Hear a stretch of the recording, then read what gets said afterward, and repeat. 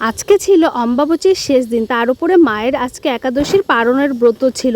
মানে দুটো মিলে খুব হুলস্থুলে গিয়েছিল, কিন্তু খুব মজা আর আনন্দ করলাম আজকে। যেহেতু মা আজকে একাদশীর পারণের পুজোটা দিবে, তার জন্য কিন্তু সকালে ঘুম থেকে উঠে স্নানটা করে নিলাম, তাহলে একটু হাতে পাতে করে এগিয়ে দিতে পারবো কাজগুলো। আর ডেইলিকার মতোই কিন্তু মা ভোরবেলা উঠে সব কাজকর্ম এগুলো করে রেখেছে। আর যেহেতু আজকে অম্বাবচী ছাড়বে, তাই কিন্তু সব ধোয়াধুয়ি শুরু করে দিয়েছে। এখন মা গেছে দোকানে, আর কিছু ঠাকুরের কাজকর্ম ছিল যেগুলো ভাবলাম কি আমি করে দিই। তো তার জন্য এখানে ছাদে জল নিতে চলে এসেছি, যেহেতু ঠাকুরের জলটা আমাদের ছাদের থেকে নেওয়া হয়। আর আমার এই হেল্পার তো আমার পিছিয়ে পিছিয়ে থাকবে, সেটা বাড়ি হোক আর মামার বাড়ি, আমার পিছিয়ে পিছিয়ে হেল্প করবে।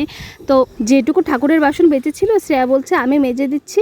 তো আমি বললাম যে না, আমি তোকে জলটা এগিয়ে দিলাম, আর ঠাকুর ঘরটা মোছা হয়নি, যার জন্য আমি বললাম তাহলে ঠাকুর ঘরটাই মুছে দিই। আর বাকি যত বাসনপত্র হয়েছিল সব কিন্তু মা ধুয়ে টুয়ে একদম রেডি করে রেখেছে। ঠাকুরের সিংহাসন থেকে শুরু করে ঠাকুরের জামা কাপড় যত ছিল সব কিন্তু মা ধুয়ে টুয়ে এগিয়ে রেখেছে। আর অম্বাবতী ছাড়লে এই নিয়মগুলো কিন্তু সব বাড়িতে থাকে কম বেশি।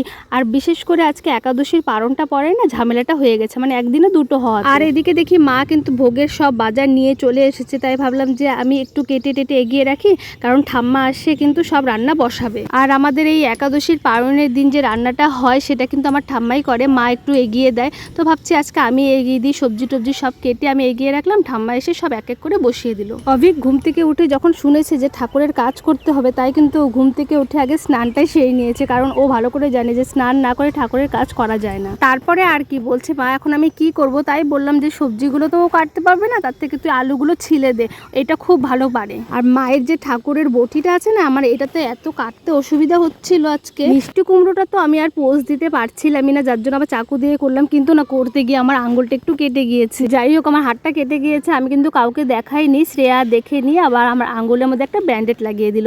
তো ওটার আগে আমি বাকি কাজগুলো কিন্তু করলাম। যাকে এদিকে আমরা ভোগের জোগাড় করছি, ওইদিকে দেখি মা কিন্তু ঠাকুর ঘরটাকে খুব সুন্দর করে সাজাচ্ছে। আর যেহেতু সব কিছু ধোয়া ধুই করে একদম বসানো হয়েছে না, ঠাকুর ঘরটা এমনি কিন্তু চকচক করছে, তার উপর এখন আবার ফুল টুল দিয়ে সব সাজানো হয়েছে। মানে কি অপরূপ যে লাগছিল ঠাকুর ঘরটা দেখতে।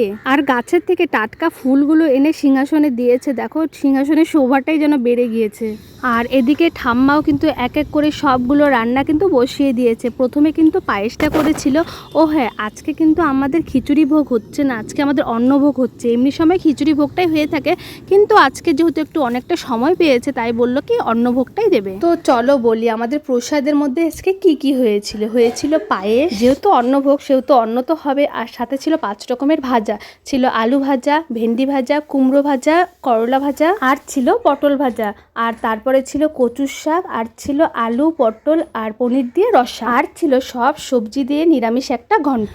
আর জানো তো আমার ঠাম্মা না 1 ঘন্টার মধ্যে কিন্তু এতগুলো রান্না সেরেছে। আমি একটু এগিয়ে এগিয়ে দিয়েছিলাম, বাকি রান্নাগুলো কিন্তু কমপ্লিট করেছে। তারপরে রান্নাগুলো সব কমপ্লিট হয়ে গেলে আমার ছোট ঠাম্মা কিন্তু ঠাকুরকে ভোগটা আজকে লাগিয়েছিল। আর এই ভোগ দিতে কিন্তু অনেকটাই টাইম লেগেছে, তো ওটার ভিডিও আমি আর করিনি। বললাম না, পূজার ভিডিও আমার করতে ভালো লাগে না, যখন মন দিয়ে ডাকা হয় ঠাকুরকে, তো ওটুকু আমি আর করিনি। তারপরে এই যে এটা হলো প্রসাদ ওঠানোর টাইমে ঠাম্মা সব প্রসাদগুলো উঠিয়ে কিন্তু এখানে এক জায়গায় করে মাখবে। আর এই মাখা প্রসাদটা খেতে আমার কত যে স্বাদ লাগে, মানে এটার তুলনাই হয় না কোনো কিছুর সাথে। এই যে দেখো প্রসাদ মেখে সবার পাতে পাতে কিন্তু উঠিয়ে দিল পাতার মধ্যে, আর সবাই পাতা টেনে টেনে বসে গেল।